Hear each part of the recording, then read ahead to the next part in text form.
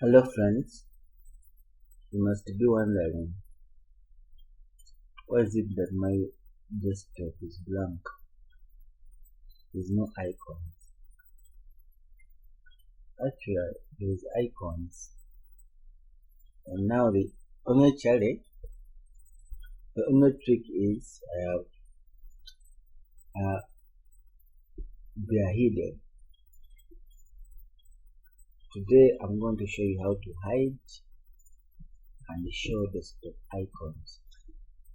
From your desktop, you right click on your mouse, then you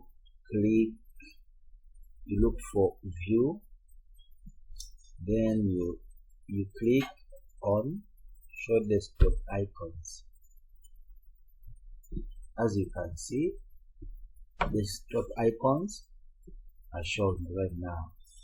If you want to hide them, again you do the same procedure. You right click and look for view, then you uncheck